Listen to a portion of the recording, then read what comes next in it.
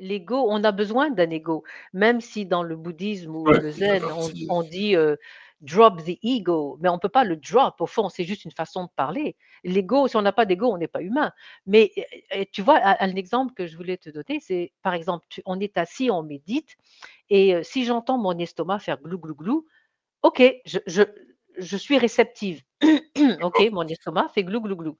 Mais si je commence à me dire, ah, mon estomac fait glou-glou. Est-ce que j'ai mangé le petit déjeuner? Ah non, j'ai oublié. Est-ce qu'il me reste du lait au frigidaire? Faudrait peut-être que je demande à mon mari d'aller chercher. Là, ça y est, je suis attachée à la chose. Tu fais toute une histoire, tu t'accroches et tu fais toute une narration avec. Juste acknowledge. OK, mon estomac fait glou-glou. J'ai faim. Reconnaître. Point final. C'est ça. Aware, to be aware of it. That's it. And stay, et reste concentré à ta respiration. Tu sais, quand on médite, là, on reste concentré à sa respiration. Les pensées viennent. Si on ne pense pas, on est mort. Le cérébral, il bouge, c'est normal. Alors, quand on dit ne pas s'attacher aux pensées, c'est ça. Les pensées seront toujours là. Mais si je m'attache à quelque Ouais, chose, quel oh, piège de ça. Jonathan m'a dit ça hier. Mais qu'est-ce qu'il voulait dire par ça? Et là, ça y est, je suis partie. Tu vois? C'est ça l'attachement. Alors, quand on dit détacher, c'est ça.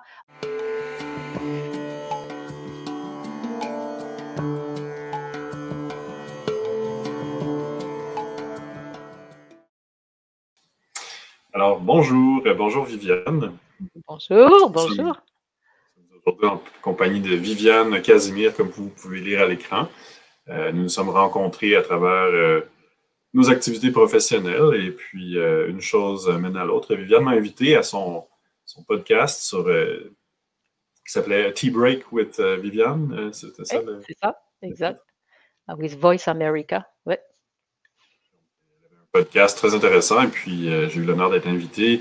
Et bon, on se trouve des discussions qui pourraient être d'intérêt pour les gens d'apprendre un peu sur nos univers. Viviane, elle a œuvré dans plusieurs univers qui sont tous un peu interreliés, mais différents ou complémentaires. Donc, tu as œuvré dans les arts martiaux, dans le zen. Aujourd'hui, tu mènes un projet de méditation dans le désert. Donc, on discutait des expériences dans le désert marocain, tempête de sable et les gens étranges qui sortent de nulle part et toutes sortes de choses exotiques. On parlait du silence aussi, du désert et tout. Donc, parle-nous un petit peu de ton dernier projet quant à la méditation, Viviane. Oui, eh ben, merci pour cette discussion, là, en fait. C'est très agréable de pouvoir. Alors, je dois dire quelque chose, si tu me permets. Oui, je t'en prie. Jonathan, tu es vraiment quelqu'un d'extraordinaire. Et vraiment, dans ce podcast qu'on a fait en 2023 déjà, ça a été pour moi vraiment une porte ouverte sur le futur.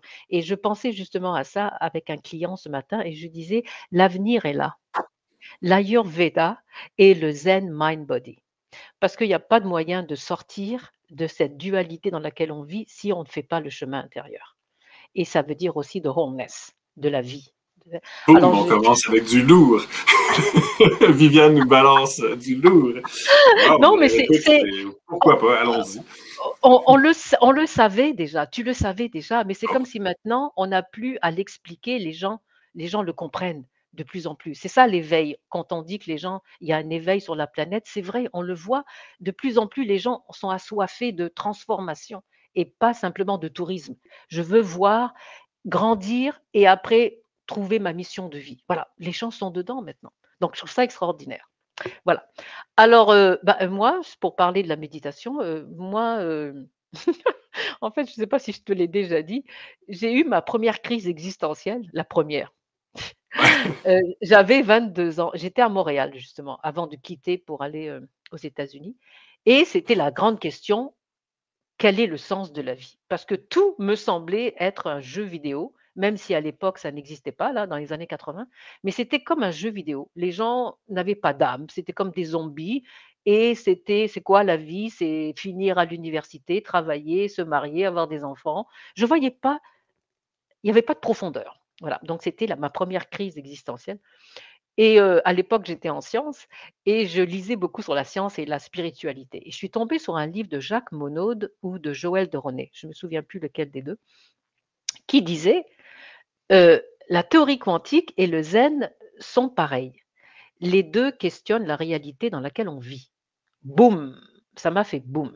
Alors, théorie quantique, je me suis dit: «Bon, je connais un peu, je vois un peu c'est quoi le zen?» Et c'est là que j'ai découvert le zen et ça m'a aidé à comprendre que ça, ce n'est qu'une représentation, ce n'est pas le réel, tu vois? Mais à l'époque, je j'ai jamais cherché à me joindre à une école zen ou un centre. J'étudiais, je lisais beaucoup sur le zen, j'ai même appris à méditer, dans les livres, tu vois? Mais, et c'est beaucoup plus tard après dans ma vie, quand j'étais à New York, là où j'ai passé mes 17 dernières années aux États-Unis, que j'ai rencontré quelqu'un qui faisait aussi des arts martiaux. On parlait du zen et tout et il me dit, «Viviane, tu devrais, aller dans ce centre zen, c'est exactement dans la même façon que tu as de penser». J'ai fait: «Ah oui?» Et j'ai exploré et c'est là que je me suis rendu compte qu'il me fallait vraiment appartenir à un centre parce qu'il y a des maîtres qui t'aident dans le dharma, mais aussi dans les interviews qu'on fait avec eux, ils t'aident à prendre une direction qui te convient dans la pratique. Je me suis affiliée donc à l'école, coréenne de zen, Kwanum School of Zen, heu et c'est différent pour ceux qui connaissent le zen, c'est différent de la lignée japonaise qui est plus Soto ou Rizai. Pour moi, ça marchait pas, c'était trop discipliné là, c'était trop strict et alors que le zen coréen, il y a beaucoup plus de fluidité. Il y a le côté formel, mais si tu déroges un peu, ils vont pas te taper sur les doigts, quoi, voilà. Alors que les japonais, c'est beaucoup plus mais anyway, donc voilà, ça a convenu à mon truc et en même temps, à New York, pendant ces 17 années-là, j'ai découvert les arts martiaux. Alors là, moi, mon truc, c'est que Donc, c'est toi, tu as toujours le découvert moi, j'ai découvert les arts martiaux qui m'amenaient à la méditation, ou plus ou moins, mais toi, c'est ah ouais? l'inverse. C'était la méditation qui Heu t'amenait aux arts martiaux, En fait, oui et si on non, peut parce que dire. c'était un peu en même temps, En les parallèle, 2. ouais. Ouais. C'est qu'en fait, ce qui est très ironique pour moi, c'est que j'ai jamais cherché à faire des arts martiaux. J'aime pas les combats, j'ai jamais cherché à faire ça. Mais il y avait une école, de karaté, là où j'habitais à Brooklyn et je passais devant tout le temps. Puis à un moment, je me suis dit: «Bon, ben, au lieu d'aller à la gym, je devrais peut-être voir c'est quoi les arts martiaux». Alors je suis rentrée dans l'école sans même faire la recherche sur quel style et qu'est-ce que c'est. Je suis rentrée et puis Ah, et j'ai adoré. J'ai vraiment adoré. Pas les oui. combats là, le prof était sympa. Il m'a pas forcé à faire des combats pour les promotions et tout là, mais c'est le Kyokushin karaté. C'est un style qui est très, samouraï, qui est très sérieux, heu, très respectueux, mais très sérieux. On se bat, il y a pas de protection, c'est comme ça. Donc c'est sérieux, voilà. Mais en tout cas, mais c'est juste pour dire que ça m'a donné un grounding extraordinaire. Je me sentais vraiment alignée. Je me sentais forte simplement en respirant. C'était vraiment j'ai beaucoup aimé. Ouais, la respiration, c'est très présent dans le karaté aussi. Ouais, dans les arts martiaux en général, ouais, c'est ça. Et puis après ma ceinture noire, 1re dan, je suis allée, faire du tai chi, chez les Shaolin, l'école Shaolin à New York et c'est là que j'ai eu mon certificat en tai chi parce que je trouvais qu'il me manquait quelque chose, il manquait quelque chose. Alors voilà, ça m'a Ouais, donné un seul art martial, c'est difficile d'englober toutes les facettes des arts non, martiaux. c'est ça, il y a d'autres philosophies, ça rentre toujours dans la même direction, mais c'est Compléter un peu. comment ils approchent le mind body, c'est différent. Donc c'était intéressant. Donc voilà, donc j'ai eu aussi mon certificat en Shaolin, Tai Chi Shaolin et c'est en faisant le zen et en pratiquant moi ce que je faisais et je me suis dit, «Tiens, au fond, moi ça m'a beaucoup aidé, pourquoi ne pas en faire, du coaching pour les gens. Alors quand j'étais à New York, j'avais un partenaire en business et le soir, parce que je travaillais le jour et le soir, on partageait le studio là pour faire l'entraînement. Mais quand je suis venue à Montréal, donc en 2017, je me suis dit: «Non, là, je vais faire vraiment ma passion à 100%» et c'est là que je me suis lancée complètement, dans le Miyoku qui existait déjà quand j'étais à New York, mais là, je le fais vraiment, heu, à Ok. 100%. Il y a une histoire d'auto-individuation là-dedans, dans le sens où tu as vraiment été chercher les choses, tu sais, tout en respectant ou en allant jusqu'au bout des voies que tu as suivies. Tu as toujours été un peu. Tu en as fait des outils pour pour toi, finalement. Puis Exactement.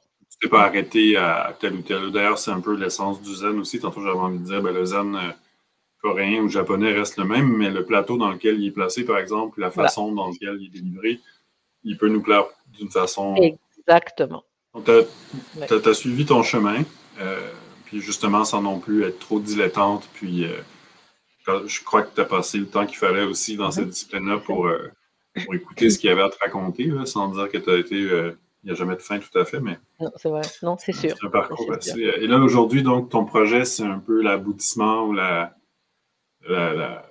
nouvelle forme que ça prend dans ta vie. Puis, est-ce que tu as envie de, par exemple, tu as envie d'emmener les gens au Maroc méditer dans le désert? Est-ce qu'il y a aussi là-dedans, est-ce que c'est une histoire de contexte ou c'est aussi une histoire de propos? Est-ce qu'il y a un nouveau propos ou une nouvelle façon de présenter la méditation, le zen?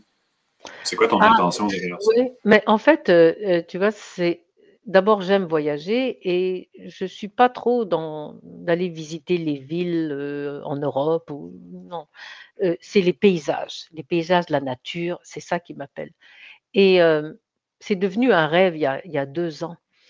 C'est-à-dire que ce que je fais, bah, Miyoku, c'est Zen Mind Body, c'est-à-dire que c'est pas simplement assis, la méditation formelle là, assise, c'est aussi en mouvement. C'est ce qu'est le tai chi ou le qigong, je veux dire en ce sens-là.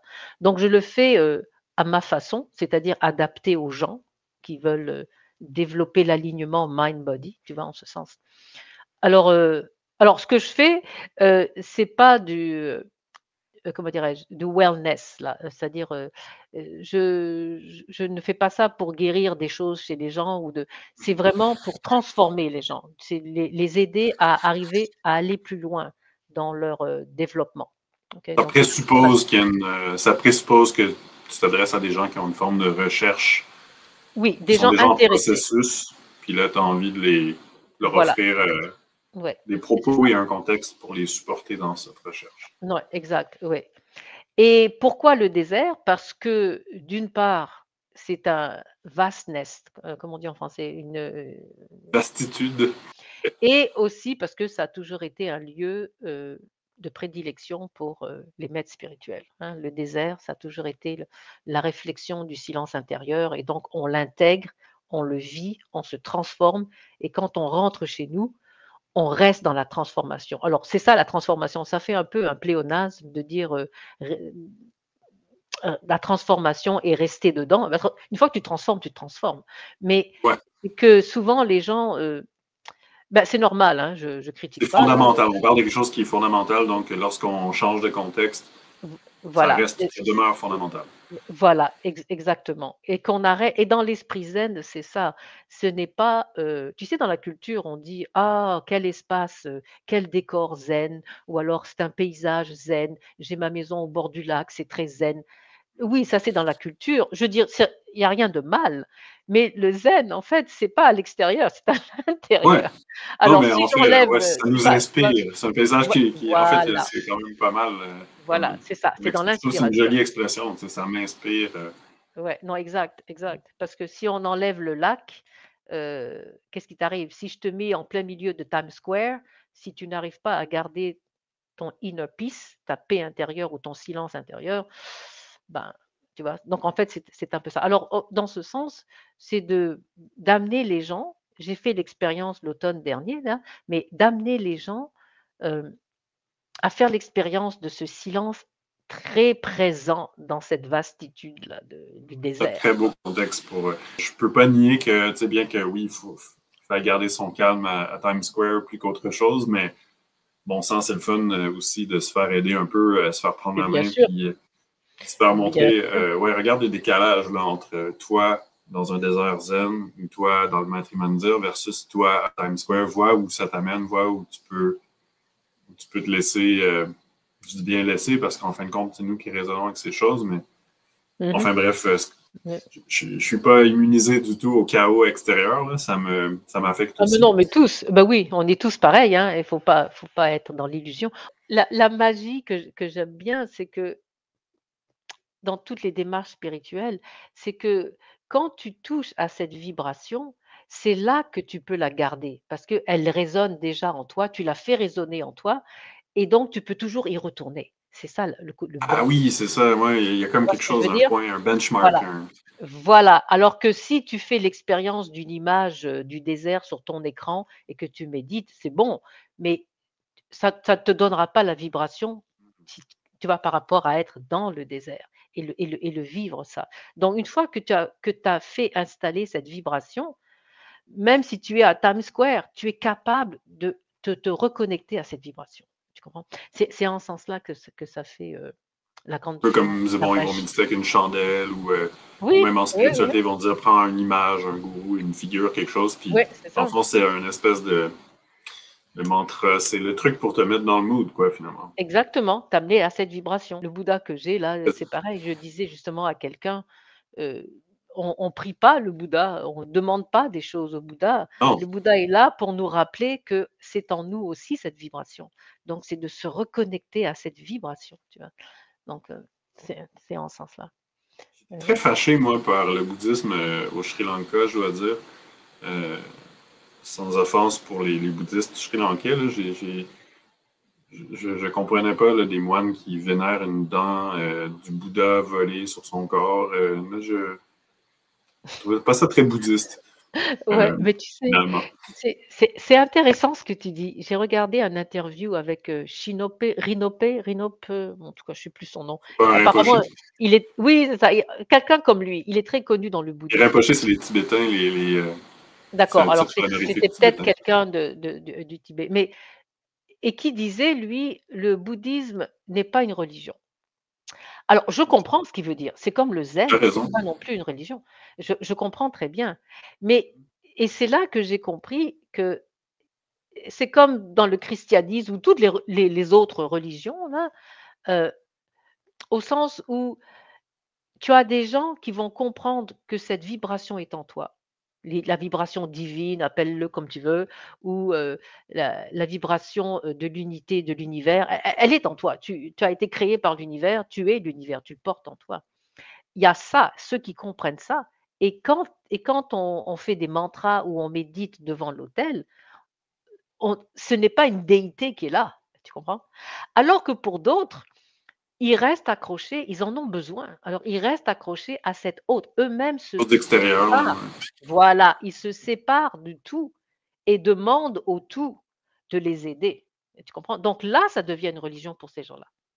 Tu comprends? Mais au départ, c'est pas c'est supposé qu'il y a être des une choses religion. il y a des choses surimposées. Par exemple, au Tibet, il y avait des cultes qui étaient là.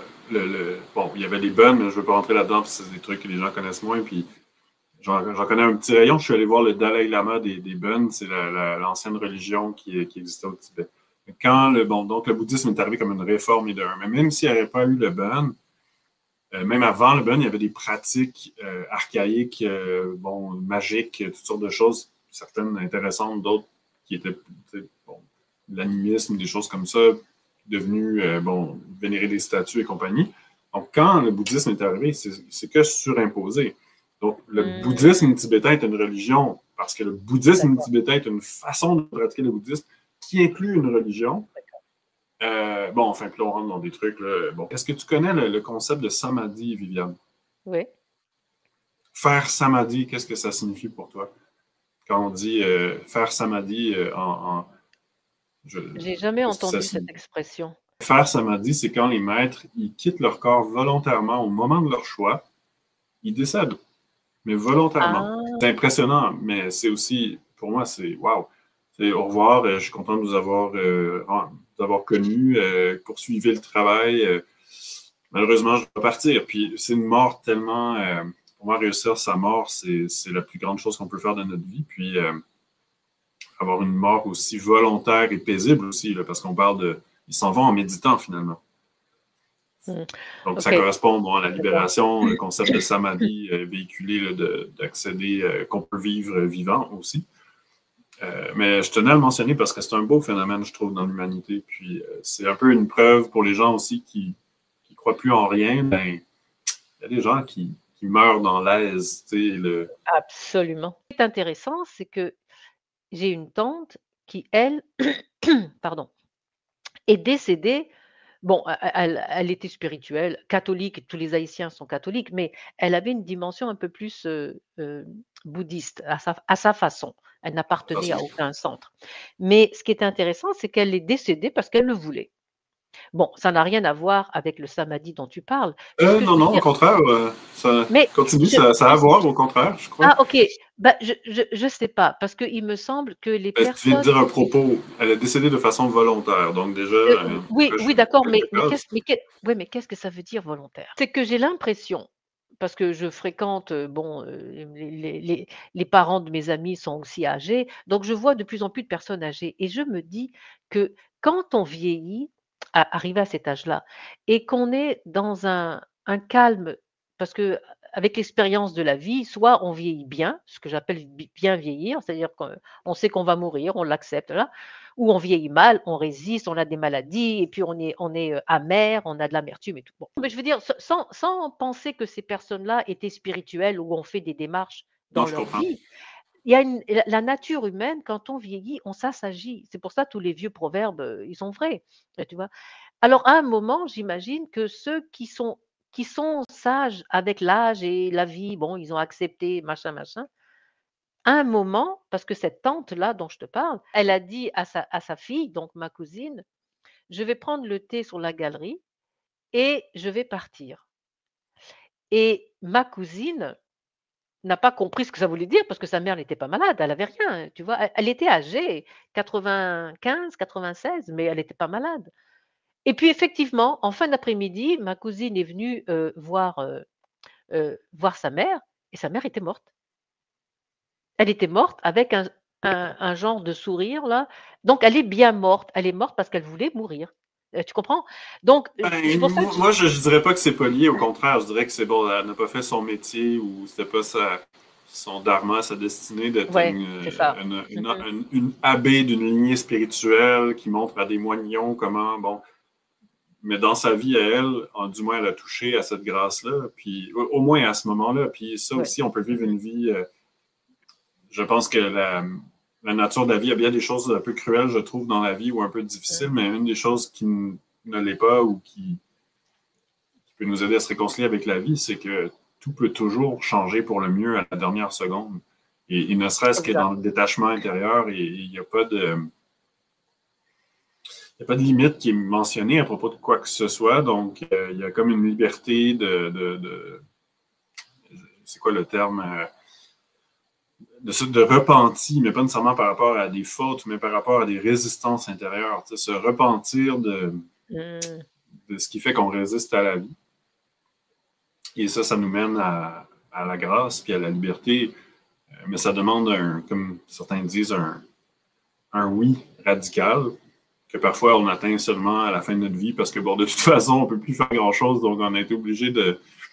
Si on sait, des fois, c'est dans la limitation que les gens vont accepter. Bon, il n'y a pas le choix, là, soit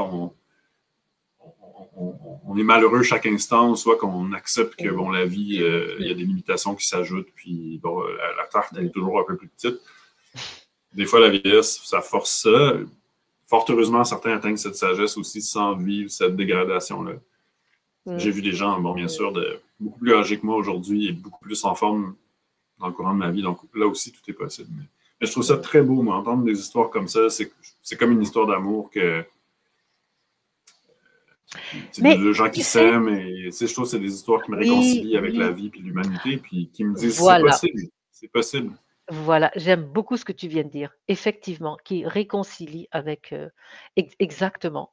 Ça Ah oui, je trouve que c'est très beau de voir l'amour exposé dans la vie, et même si, on n'a pas l'âme sœur dans sa vie à soi, mais être capable de reconnaître que c'est de la beauté, on en a besoin dans l'humanité, du vrai amour là, tu vois? Oui, Et tiens, ça me demande de te poser une question un peu aiguisée parce que euh, comment est-ce que tu te positionnes? Ça, j'ose croire que tu vas trouver la question intéressante. Comment est-ce que tu te positionnes par rapport aux aspects détachement ou, bon, de toute façon, tout n'est qu'impermanence? Finalement, rien ne veut rien dire, puis on s'en fait avec des riens. Tu sais. Donc, comment est-ce que tu mets en perspective cet aspect de l'amour, de la réalité humaine, de la tendresse, de nos malheurs, de nos bonheurs. Comment est-ce que ça, quel poids ça a, quelle importance ça a dans OK, une réalité qui finalement, OK, ouais. tout est illusion, puis that too shall pass. Ça, c'est un truc que je trouve un petit peu embêtant dans le langage, spirituel. C'est qu'on utilise des concepts qui veulent pas dire la même chose dans le langage courant, tu vois? Donc il y a un peu ça, il faut le comprendre à un autre niveau. Alors dans le zen ou dans le bouddhisme, quand on parle de détachement, ça ne veut pas dire de ne pas avoir d'émotions. On n'est pas stoïque, tu comprends? C'est de vivre le moment. Ma mère est décédée, j'ai pleuré, oui, c'est humain, voilà. Mais de ne pas prendre ça comme étant prendre l'événement ou la chose ou le concept qu'on t'a donné, ne pas le prendre comme vérité absolue. Ça, c'est la différence, Ce que ça tu vois? signifie vraiment parce que au final, on dirait qu'on en reste avec une notion que, bon, à un OK. certain moment, si on vit une émotion qui se prolonge, on a un problème. Mais ce serait quoi Ah non, non, non, non. en faire une Ah non, vérité absolue, ce serait quoi? d'accord. Bah, ce serait par exemple, tu sais, il y a des cultures, par exemple en Afrique, où quand quelqu'un mort, pardon, on célèbre, on pleure pas. Bon, Ouais. alors au fond, c'est en ce sens-là. OK, ma mère bon, moi je dis ma mère parce que c'est la mort la plus proche de moi là, que j'ai vécue là, heu heu, elle a fait son chemin d'âme.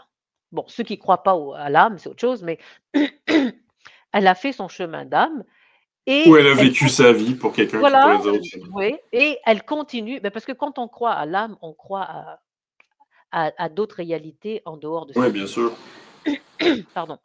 Alors, en ce sens, je veux dire sur un plan, spirituel, c'est sûr que dans cette dimension, je suis triste, mais être aussi en accord avec le fait qu'elle a vécu son chemin de vie, elle a vécu ce qu'elle avait à vivre et elle continue dans d'autres dimensions. Donc être là pour l'aider à transitionner et non pas me dire: «Oh pauvre maman, j'aurais voulu que tu restes avec moi, je te prie tous les jours». Non, parce Pas faire qu'apparemment de ton émotion le centre de l'univers nécessairement. voilà, voilà, voilà, exactement, Parce que exactement. je suis pas sûr que c'est. Tu sais, je pense que tout le monde sait, a une bonne idée que dans la perspective méditante, avoir des émotions, c'est correct. Mais je pense qu'au final, en fait, c'est pas très réconcilié. Là, je parle pour les gens. Bon, ça veut tout, ça veut rien dire, mais j'ai pas l'impression que c'est que les gens savent tout à fait sur quel pied danser et Mais parce que qu'on nous a on finalement, nous quelle est a la place? Tu sais, une autre ouais. façon de poser la question, c'est quelle est la place de mon émotion? Elle a Et sa juste, place, laisse-la là, laisse-la passer, comme une vague d'énergie, tu la laisses passer. Quand on médite assis là, ça c'est à peu près 65-70 de la pratique zen, c'est assis, c'est formel. Parce que tu ne bouges pas, ton corps se repose. Les choses dans ton corps au niveau métabolique, comme tu sais, tout est en train de bouger. Le fait que tu médites, tu amènes ton corps à une autre fréquence, alpha, pas bêta, thêta ou delta, tu vois? Donc ça aide aussi. Mais la pratique zen, c'est aussi les mantras, les chants, c'est aussi marcher, walking meditation, ouais, et je vais te donner un exemple. Ça m'est arrivé il y a 2 ans, parce que j'appartiens au groupe zen online, parce qu'il y a pas de centre coréen ici à Montréal. Donc il y a 2 ans, je devais voir parce que toutes les semaines, tu dois avoir un interview, on dit un interview, avec le maître qui t'a été assigné là, tu vois? Tu dois être suivi en fait. Tu es pas d'accord. obligé, mais on te conseille d'être Ouais. suivi. Anyway, donc elle me demande comme ça en Zoom, elle me demande: «Bon Viviane, comment va la pratique?»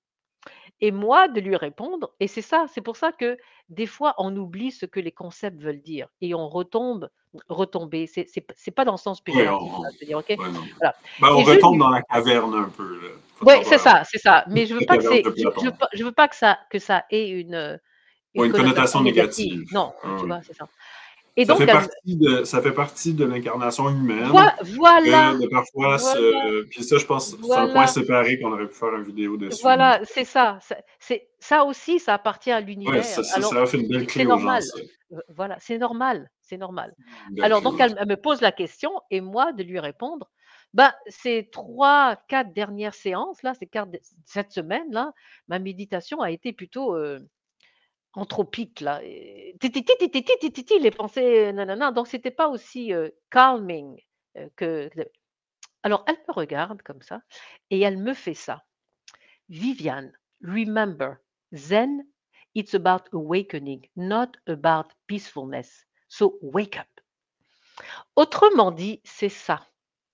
C'est sûr qu'il y a des moments où on se sent bien, on se sent peaceful, on se sent whatever, parce qu'on Ah ouais. atteint des moments, de fréquence cérébrale où on est en Ça fait thêta. partie du programme, mais c'est pas l'objectif final.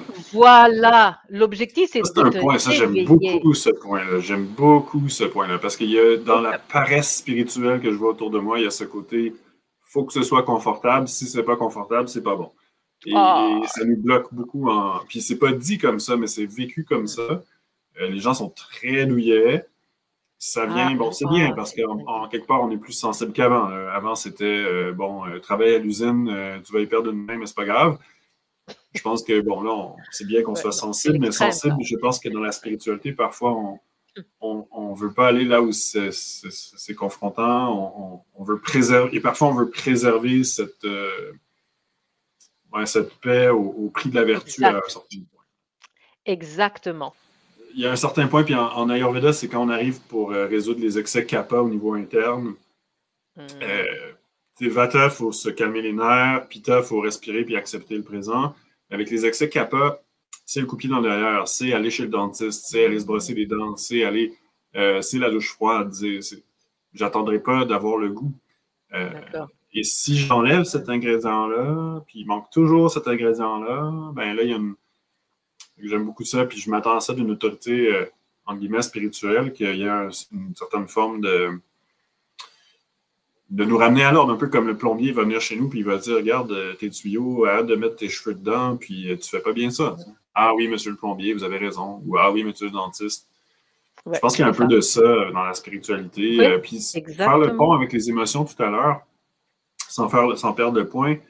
Moi, dans ma pratique thérapeutique, j'essaie de me faire un peu juge, justement, puis ça va faire écho à, bon, quand est-ce qu'on arrête de vivre nos. Ben, c'est quoi le deal avec vivre ces émotions? Puis à un moment donné, si je deviens toujours triste, ben, j'essaie de faire une distinction, puis je suis conscient que je ne suis pas capable de vraiment faire la distinction, mais parfois ça devient plus évident entre est-ce que c'est une émotion normale, non pas par rapport à la situation nécessairement, mais parce que, exemple, quelqu'un a pu rencontrer un amoureux, une amoureuse pendant 2 semaines, puis perdre cette amoureuse, puis vivre un drame absolu pour cette personne.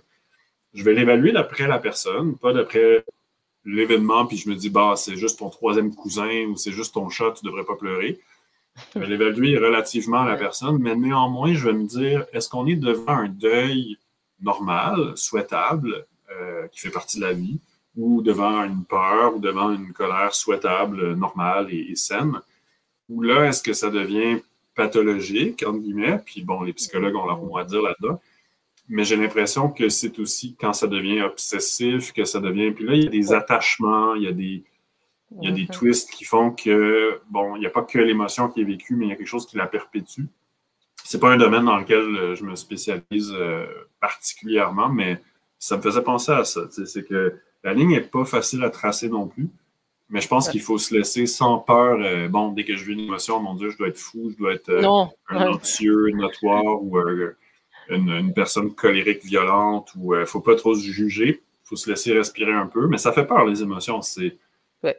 Je veux dire, c'est dérangeant, c'est pas agréable à vivre quand c'est pas de la joie.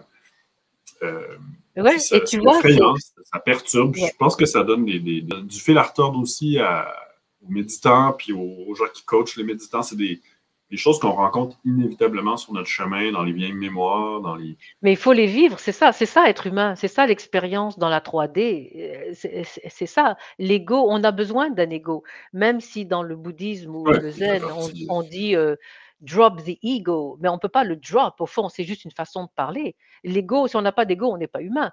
Mais, tu vois, un exemple que je voulais te donner, c'est par exemple, on est assis, on médite et si j'entends mon estomac faire glou, glou, glou, OK, je suis réceptive.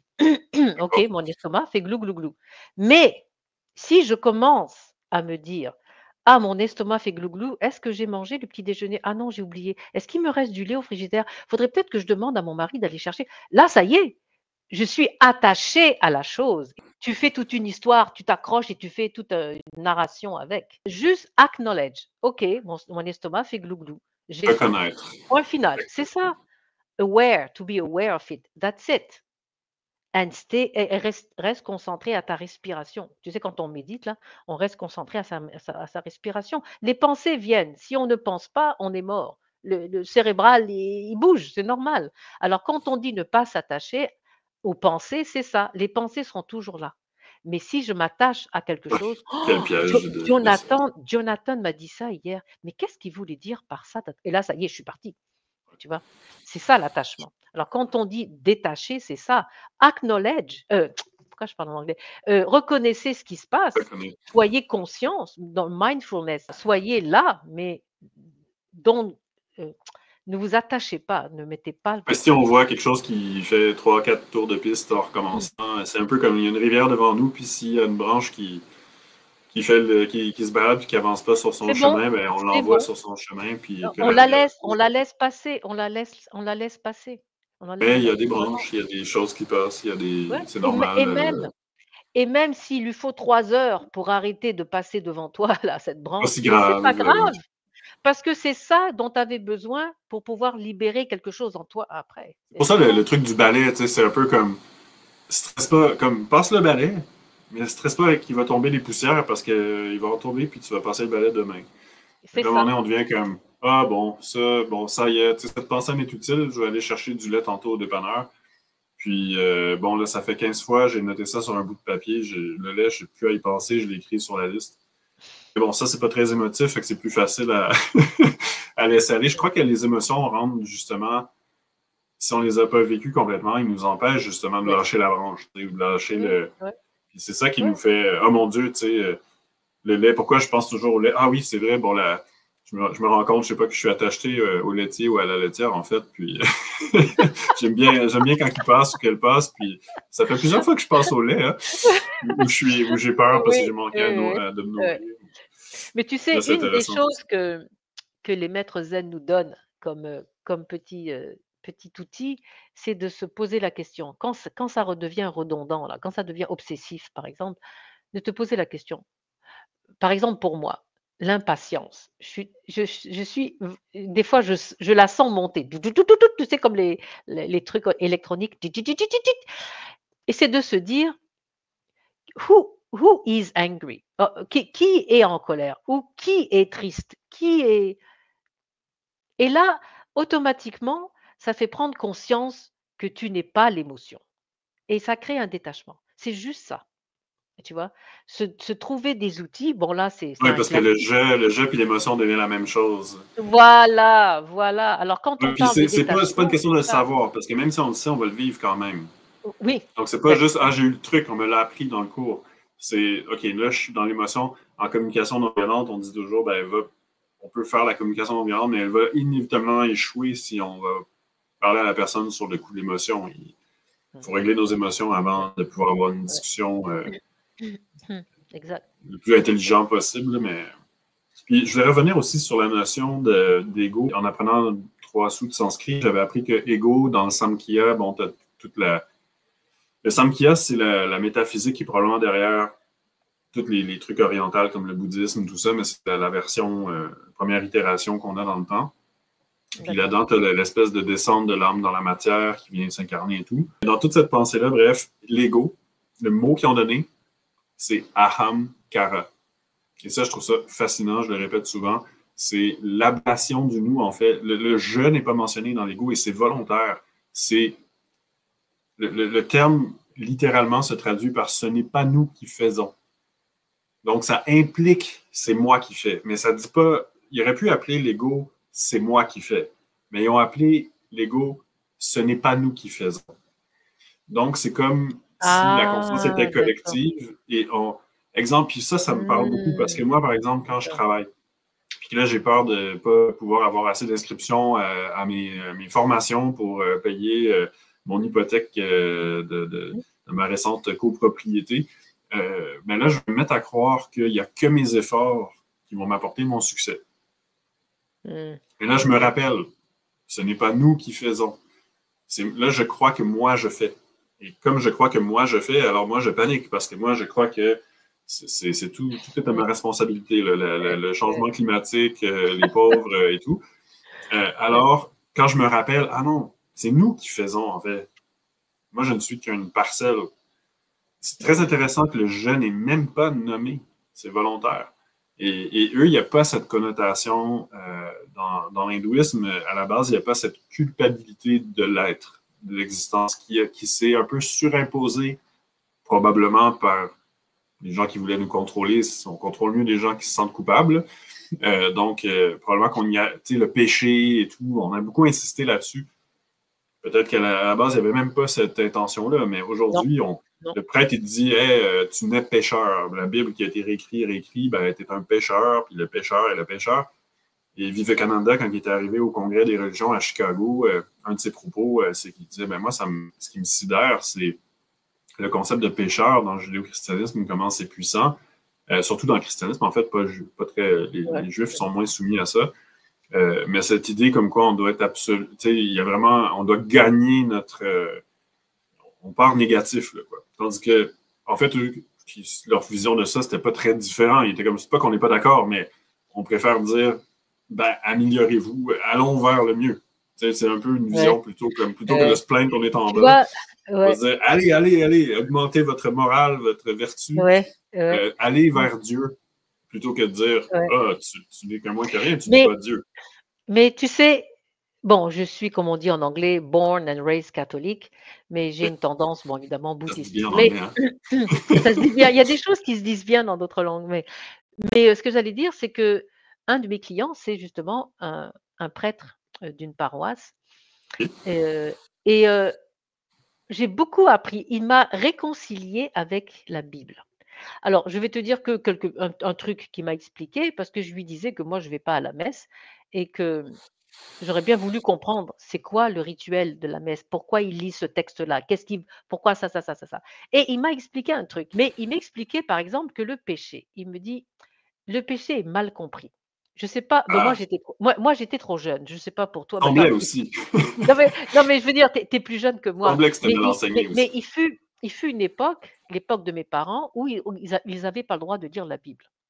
Parce que c'était justement ça. La Bible est écrite d'une façon en parabole il y a plus de 2000 ans. Alors vous, quand je dis vous, pas toi là, les gens ordinaires, surtout aux États-Unis, vous pensez comprendre la Bible en la lisant texto, alors qu'il vous faut un prof pour vous expliquer Shakespeare du 18e, mais vous pensez comprendre le texte tout seul qui date de plus de 2000 ans. Alors, autrement dit, il faudrait qu'il y ait du catéchisme pour les adultes. Parce que, anyway, mais ce que je voulais dire pour le péché, il m'expliquait que le péché, c'est pas que tu as fait quelque chose de mal. Les archers à l'époque, quand ils tiraient et qu'ils rataient la cible, on leur disait vous avez péché. Vous vous êtes éloigné de la cible. Tu vois la différence? Donc, c'est juste. Donc, c'est sûr qu'on est tous égaré, genre, on s'est trompé, mais c'est normal. On a raté un coup, on peut se reprendre. Si on nous dit pas qu'il faut se corriger à gauche, à droite. Voilà. Bon. Et tu vois, même. Simplement d'enlever la culpabilité du péché, c'est simplement de dire, ben écoute, tout le monde. C'est mal compris, voilà. C'est humain, on va se reprendre, sache que, ouais, c'est pas idéal, mais. Mais oui, et même dans le bouddhisme, on te dit bien ça aussi. Quand tu nais dans cette dimension, dans ce corps humain, automatiquement, ça fait partie de la loi de l'univers, je ne sais pas, là, tu oublies ton histoire d'âme, tu oublies tes vies passées. OK? Donc, forcément, la 3D, elle est limitée. Notre cerveau humain est limité. Notre compréhension de la réalité est limitée. Donc, en ce sens, on est péché, on est dans le péché, on est loin de la vérité qui est que tout est infini, tout n'est qu'un.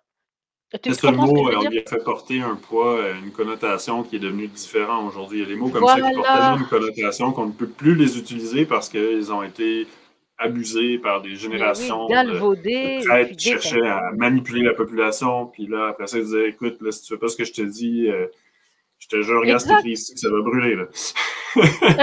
non, mais ils se servent de ça pour leur. Même si ce serait vrai, ben, ils s'en servent au fond pour leur. Et ça a teinté l'expérience humaine. Mais moi, j'ai Mais coutume de oui, dire qu'il n'y a pas de texte, il n'y a pas d'institution. En fait, j'ai coutume de dire, il m'a semblé pouvoir valider dans la vie qu'il n'y a personne qui est, même les gens, mais en fait, l'autorité suprême, pour moi, ça reste des gens. Donc, j'ai besoin de ce prêtre pour m'aider à lire la Bible, comme j'ai besoin de toi pour me parler du zen, comme j'ai besoin de mes mentors pour me parler de l'Ayurveda. Parce que si je fais juste prendre le livre d'Ayurveda puis je m'improvise, et en Inde, ils ont pris beaucoup de temps avant d'écrire, puis notre conception de l'histoire est complètement inverse. L'histoire commence avec l'écriture, mais en Inde, c'est démontré que des livres aussi gros que le Rig Veda, qui font 40 000 strophes, étaient mémorisés. On en a des preuves scientifiques aujourd'hui. Il y a des gens qui ont fait des études auprès de brahmanes éloignés de cultures qui ne se sont pas fréquentées sur des milliers d'années, qui ont récité à perfection des termes, des oui, corpus gros comme d'accord. 40 000 strophes, sans aucune erreur infime. Donc, ça a été traduit en livre à un certain point, mais une des précautions, c'était les gens vont s'emparer de ces trucs-là, vont les comprendre tout croche, vont les Voilà, enseigner à d'autres. voilà, voilà, Et ça, c'est exactement ça. c'est la boîte de Pandore. Aujourd'hui, on le voit avec l'intelligence artificielle, avec le feu. Mmh, Bon, la connaissance, l'écriture, c'est une puissance incommensurable aussi, comme le feu, l'électricité, l'intelligence ouais, artificielle. Une fois que c'est sorti du sac, les gens peuvent en voilà, abuser, puis là, bon, ben, bonne chance. Soyez sages, voilà, car maintenant vous avez une arme nucléaire entre les mains, maintenant vous avez l'intelligence artificielle, maintenant vous avez l'écriture. Vous pouvez manipuler des masses, vous pouvez écrire des faussetés, vous pouvez transmettre la connaissance à travers des générations. Tout est son contraire. non, c'est Donc, ça. pour moi, c'est important que des gens comme nous et d'autres d'autres encore servent de témoins, font de leur vie une étude. On n'est pas parfait, mais c'est un métier. Tout comme je m'attends à ce que mon garagiste soit au courant des nouvelles pièces, Mmh. réfléchisse, bon, s'il y a un petit truc qu'on peut faire pour me sauver des sous, ben, je m'attends à ce qu'il y ait des témoins, des Voilà. courants spirituels qui nous aident à interpréter tout ça d'une façon qui soit bénéfique et qu'on écarte, puis sans trop perdre de temps avec ça, les églises, les faussetés, les culpabilités. Voilà. C'est normal, il y a plein d'erreurs, il y a plein d'hommeries, il y a ça à tous les niveaux. Mais Mais il y parce a que vraiment c'est une essence l'humain, dans, un parce que peu, c'est l'humain, ouais, tu vois? Regarde, même chez les gourous, d'ailleurs, le maître, surtout, ouais, comment il là-bas, le s'appelle? pouvoir corrompt, hein, le Saïma. pouvoir corrompt. Bah, voilà. Saïma, qui est une, Holiness Saïma là, elle ne veut pas qu'on l'appelle le gourou là, mais D'accord. on dit maître spirituel. On veut plus parce qu'apparemment en Inde, gourou est devenu un peu un synonyme de charlatan, hein. Alors c'est un peu du commerce. Eux Non, aussi en ont abusé, puis eux aussi ont ben fini voilà, par perdre. tu vois? C'est ça, on est humain. Alors c'est la même chose dans les églises ou dans les synagogues ou je sais pas quoi. Regarde Bouddha, Bouddha c'était pas le premier Bouddha, c'est le premier Bouddha dans Non, non, non, l'histoire, mais le mais Bouddha c'est pas le Gautama, premier. le Bouddha, Voilà, c'est ça. Le Bouddha connu. Bon, voilà. Ouais. Il n'a jamais écrit non plus. Et voilà, Ah! Alors voilà. qu'est-ce qui est arrivé? C'est qu'eux allaient, enfin les disciples de Bouddha allaient, d'abord Bouddha lui-même allait dans différents endroits, tu vois? Pour comme Jésus prêchait la bonne parole, bon, il allait dans différents endroits donner des talks, des dharmas, des trucs et puis selon là où il allait, il adaptait son discours selon le peuple à qui il parlait. Tu Voilà. comprends? Alors d'un côté, quand il allait dans le nord de l'Inde, il pouvait j'invente, je sais pas, il pouvait parler de pommes de terre comme exemple, Ouais, ouais. mais dans le sud, il parlait de je sais pas de qu'est-ce qu'il y a comme aliment? Je sais pas des pois chiches, tu comprends? Alors ce qui est arrivé avec le temps, parce que même dans le bouddhisme, il faut pas se leurrer. Alors ce qui est avec le temps, chacun de ces groupes a gardé les talks du Bouddha et en ont fait «leur Bible», entre guillemets, leur Bible. Alors, une Des fois que textes le Bouddha sacrés. voilà, une fois que le Bouddha est décédé, qu'est-ce qui est arrivé? Tout le monde Hey, ce sont prétendait tous. avoir ben voilà, on dit: «C'est Ben, nous qui avons la version c'est toujours réelle». ça qui se passe. Bon, Chaque maître spirituel, Omram ben voilà, Mikhaïl-Ivanov, il y a eu des obstinations après sa mort sur qui. Et même dans l'islam, il y a eu les chiites, les sunnites, il y a eu chacun à la fin, tout le monde s'approprie le message. Enfin. bon et Mais voilà. bon, ça, j'essaie. Faut pas trop se décourager avec ça. Faut retenir. En fait, Non, non, non, bien sûr. faut le savoir pour écarter le Et brouillard. et c'est pour ça que dans le zen, on dit souvent dans le zen coréen là, le Kwanum School of Zen, il y a beaucoup de négation. C'est-à-dire, on dit carrément, par exemple, je vais le dire en anglais parce que sentient beings are numberless. We vow to save them all. Comment tu veux sauver un Ah nombre ouais, infini?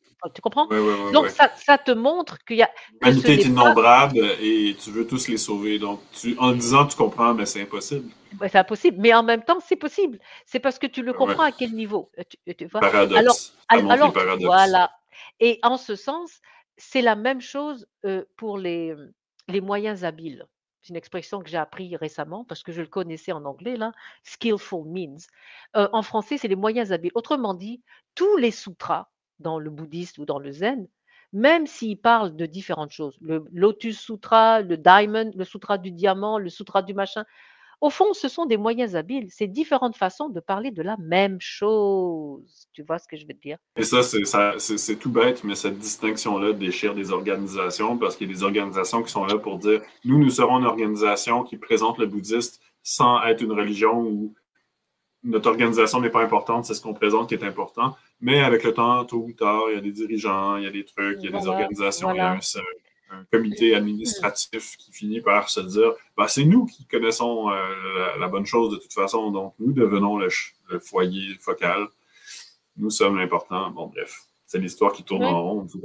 Et c'est pour ça que toi, bon, ton chemin, un peu, tu le fais par toi-même. Puis aujourd'hui, tu oui, n'es c'est pas ça. marié à Mmh. t'es pas marié aux aléas d'une organisation qui va avoir des plus ou moins bonnes orientations, dirigeants. Tout ce qu'on veut, c'est devenir plus conscient, quel que soit le chemin que tu prends, tant que ça t'amène à t'éveiller, c'est bon, allez, alléluia, Inch'Allah ou je sais pas quoi là, Dis ça tu comme vois? tu voudras. L'autre chose que je voulais dire, à propos du zen, c'est qu'on a des règles.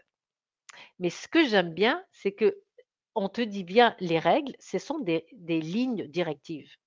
Mais il faut savoir quand il faut les garder et quand tu peux, déroger. Et Une l'exemple règle, c'est pas une classique loi, c'est une règle. Donc, ça. voilà, voilà, parce que le contexte définit comment tu dois agir. Comme l'histoire des 2 moines qui traversent la rivière. Tu connais ce petit texte-là? Bon, tu vois? On n'a pas le droit de toucher aux femmes, mais alors tu vas laisser la vieille dame mourir parce qu'elle ne peut pas traverser le fleuve? Tu comprends? Donc au fond, c'est ça qui me plaît dans le zen, c'est que tout fait partie de tout n'est qu'un. Et d'ailleurs, si tu permets, je veux juste lire un truc. Ça sera notre mot de la fin. Notre temps est D'accord, écoulé. Ça va être parfait pour d'accord, clore cet entretien. parfait. Je vais le lire en anglais, puis je vais le traduire après. Whether we perceive our experiences as joyful or painful does not matter. The more we awaken, the less we make distinctions. We gradually stop thinking in terms of opposite and simply are with each moment in a clear and open relationship. Our healing, our growth come from being open and awake. Our discomfort, our suffering come from defending and protecting our delusional separate self. This is the healing process. Et c'est quoi? C'est awakening to the original wholeness of life. OK? Alors, qu'on perçoive ces expériences joyeuses ou difficiles ou douloureuses, ça n'a plus d'importance. On ne reste plus dans la dualité parce que le plus qu'on s'éveille, moins on fait la distinction. On n'est plus graduellement, on arrête de penser en termes d'opposés Ouais, ouais. et simplement, on prend chaque moment dans une relation claire, c'est-à-dire au-delà de la dualité. On vit, on comprend les choses au-delà de la dualité et on a une relation, open, ouverte avec la chose. Mhm. Notre guérison, notre croissance vient du fait qu'on est ouvert et éveillé. Notre inconfort et notre souffrance vient du fait qu'on défend et on protège son petit moi, son petit je. Alors, le vrai processus de guérison, guérison au sens large, c'est l'éveil à l'unité originale de la vie. C'est mal dit, c'est traduction littérale, mais en fait, OK. Ça ne fait qu'un tout.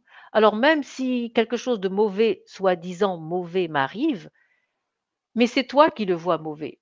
Et ce n'est pas l'univers qui te l'envoie. Moi, ça m'agace un peu quand j'entends les gens dire: «Oui, l'univers t'envoie ça pour que tu grandisses». Non, l'univers ne pense pas à toi particulièrement là, OK? C'est comment toi tu réagis aux choses. Si toi, tu es au-delà de la dualité, ce n'est qu'un événement. Le vent souffle et tu passes à travers. Ouais, l'interprétation qu'on lui donne vient de nous. Voilà, Donc, en fait, tu es exactement. en train de dire, j'ai quelque chose à comprendre, j'aimerais comprendre. On pourrait même en arriver à dire, j'aimerais comprendre quelque chose de cette situation. Et c'est ce qu'on a à faire parce que Voilà. souvent, pour être capable de ne plus être embêté par une situation, il faut comprendre qu'il y a quelque chose à accepter qui est là. Si on trouve ce point d'union, si je décide de dire que ça, c'est pas moi, c'est pas bon, c'est pas ça, Voilà. il faut pas que ça soit ça, ben, je vais souffrir. Mais si j'arrive à trouver comment j'existe à travers cette chose, comment cette chose existe à travers moi, comment. Fait Mmh. que ça demande donc des choses qu'on trouve très laides, ça demande de Exactement. les accepter. Et Exact. ça, c'est un point où je sens qu'il y a beaucoup Exactement. de débarques. Là. Je vais être Et spirituel jusqu'à ce que un tel, il me fait trop chier. Là. Bon, ça, exact. Mais c'est avec lui, je humain. serai plus spirituel. Bon. Et c'est pas ça qui est si grave, mais c'est le fait que, ouais, mais tu vas pas jusqu'au bout de. Ça ne pas aller jusqu'au bout de sa philosophie, en fait. Puis là, ça mine tout le processus, je crois. Là. Ouais, ouais, Mais enfin, ouais. c'est facile à dire. Work in progress pour ma part, mais ça m'a fait Voilà, bien c'est plaisir. ça. On reprendra cette discussion certainement. Ah, c'est super. C'est trop Ouais. intéressant pour ne pas y revenir. Puis je suis très enchanté. À chaque fois qu'on a un échange, je pense que ça se réchauffe. Là. Je croyais qu'à un certain point, on aurait peut-être fait le tour, mais non, je Non, pense qu'il y a ouais. même. Je commence à voir qu'il y a de plus en plus de matière à aborder ensemble. Mmh. Ah bah, oui, on grandit à chaque moment, hein. On s'est déjà transformé durant cette heure. Alors je te Ah, c'est clair. remercie parce que ça m'a non, mais c'est vrai, non, mais c'est Non, t'as vrai, raison. durant cette C'est heure, blanc. tu as amené des questions. Ce que tu as dit m'a aussi ouvert sur autre chose. Donc on est toujours dans la transformation. Alors merci à toi parce que vraiment, je te dis, j'adore ce que tu fais et je crois que c'est vraiment le futur, c'est ça. Alors merci d'être là. Ouais, Merci, Viviane. C'est très gentil. Ça fait plaisir. Merci de rien. de ta venue. Au revoir. Merci.